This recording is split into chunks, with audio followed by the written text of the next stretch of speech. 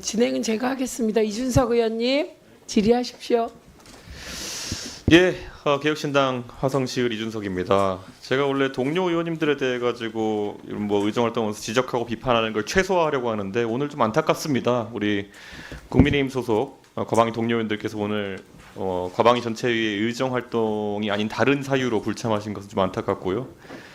이게 직무가 정지된 대통령을 만나러 가는 것이 공무라고 보기는 어려울 것 같습니다. 그래서 정치가 아니라 이건 반정치이고 이 불행한 사태가 발생한 원인을 찾고 없애는 것이 국회의원들이 지금 매진해야 될 일이 아닌가 하는데 좀 걱정입니다. 지금 며칠 전부터 외신에서는 한국 민주주의의 위기라는 말들을 하기 시작했습니다. 그리고 제가 정말 부끄럽고 민망한 게 기사에서 공통적으로 지적하고 있는 것이 결국 대통령께서 계엄이라는 이런 중차대한 일을 가짜 뉴스 보고 이제 벌렸다라는 이런 해석이 나오고 있는데 사실 선거라는 것도 앞으로 이제 진행될 것으로 봅니다. 저는 만약에 대선이 조기 대선 치러진다면은 국민들이 미디어를 통해서 접하는 그런 정치적 아이디어 아니면 정견을 바탕으로 투표하는 건데 지금 대통령 같은 분도 유튜버들은 낚여가지고 이런 망상 속에 비상계엄을 하는 상황인데 저는 올바른 정보가 유통되고 그걸 바탕으로 국민들이 합리적인 선택을 할 수 있도록 돕는 것이 공직자들의 본분일 거다 이런 저는 그런 생각합니다. 우리가 독수 독과 얘기 많이 하지만은 이런 독과 같은 정보가 퍼져 있는 상황 속에서 가짜 뉴스가 횡행하는 상황 속에서 어떻게 국민들께서 미디어에 의존해가지고 올바른 판단하시겠습니까? 그래서 오늘 다른 것들은 뭐 동료 의원님이 많이 물어보셨으니까요. 이 자리에 계신 고위 공직자분들에게 조금만 물어보겠습니다. 우리 과기부 장관님, 네. 예, 뭐 과기부 업무라서가 아니라요. 이 상식선에 존경받는 연구자 출신이시니까 제가 여쭤보겠습니다. 사실 이 가짜 뉴스 중에 대표적인 게 이 부정선거라는 의혹 제기에 대해 가지고 지금 2020년 총선입니다. 벌써 5년 전에 120건 정도의 선거 무효 소송이 제기됐고 결국 법원에서는 부정선거가 아니다 판단했는데 공교롭게도 그 선거 그리고 이번 총선에서도 장관님의 바로 아래 친동생이 공직선거에서 당선되기도 했습니다. 대한민국의 공직선거에 부정이 개입했다는 과학적이고 구체적인 근거를 혹시 들어보신 적 있으십니까?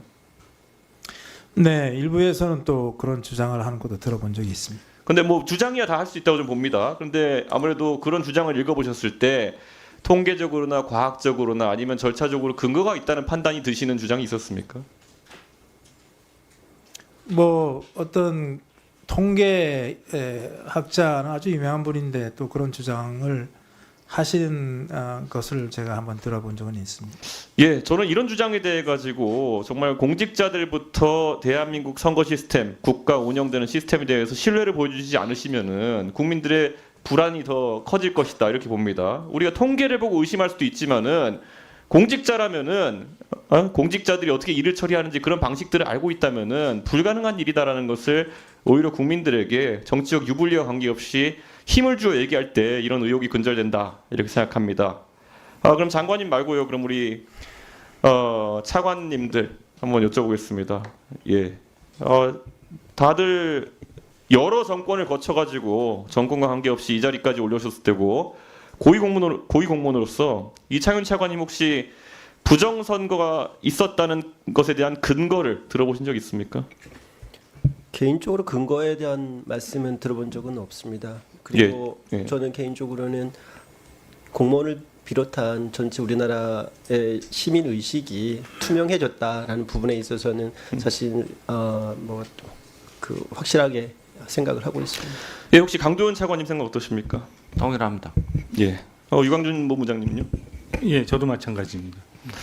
우리 조성훈 차장님 역시 뭐 감사원에도 계셨으니까요. 이런 걸 봤을 때 감사나 이런 거 하면은 근거에 맞는 제보가 들어오고 하면 감사원이 다 살펴보죠. 네, 그렇습니다. 근데 지금 이렇게 법원에서도 이렇게 판단하고 감사도 여러 번 신청된 걸 알고 있는데 아직까지 국가기관에서 공직선거에 부정이 개입됐다는 결론을 내린 바가 없습니다. 그럼 국민들이 믿어도 되는 겁니까 이런 결론을?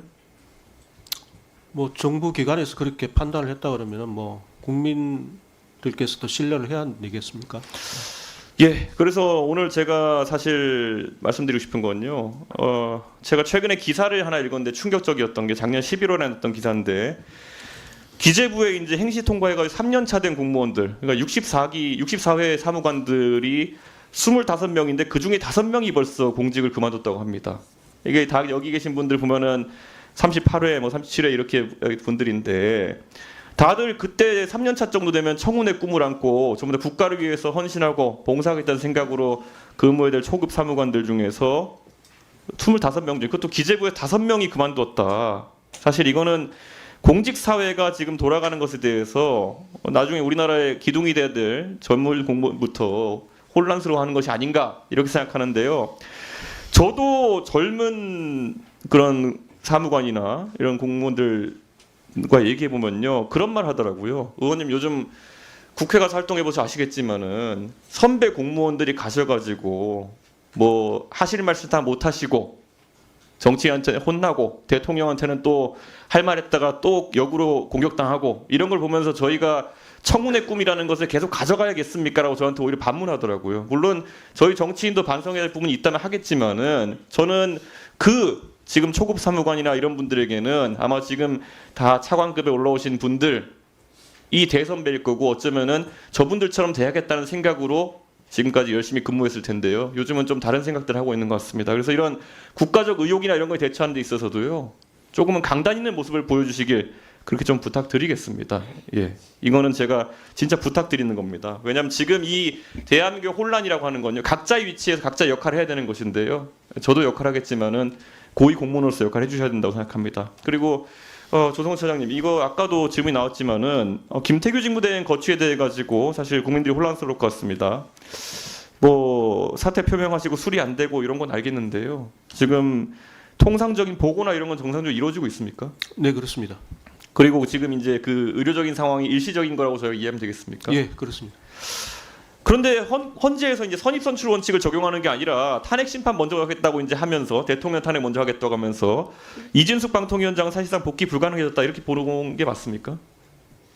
그건 제가 언급하는 게 적절치 않은 것 같습니다. 예, 그런데 아마 그럴 것 같습니다. 그렇기 때문에 방통위에 지금 사실 업무 공백이라는 것이 뭐 두 분 지금 위원이 사실 거취가 다 불투명해진 상태이기 때문에 실무 직원들이라도 이 부분에 대해서 굉장히 심각한 문제의식 가져야 된다. 아까 제가 처음에 얘기했던 것처럼 또다시 이제 저희가 정말 안타까운 상황 속에서 조기 대선을 치러야 될 가능성이 나오고 있는데요. 그 안에서 방송통신위원회가 이 선거 과정 불법이 가짜 뉴스가 유통되고 이런 것들을 잘 제어할 방안들을 마련하지 못한다면요.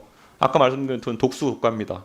국민들이 올바른 정보를 통해 판단할 수 없는 상황이 생기게 될 거고요. 저는 그런 의미에서 방통위가 관리 감독을 해야 되는 또 방심위와 더불어 가지고 같이 이 문제에 대해서 안정감을 줄 수 있는 실무적인 대책들을 진행해야 된다. 저는 그렇게 생각했습니다. 예. 그리고 방심위는 뭐 제가 또 한 번 말씀드리지만은 윤석열 대통령에 대한 윤석열 대통령이 내놓은 무수한 가짜 뉴스에 대해 가지고 빨리 신속 심의해 주십시오. 예. 조인철 위원.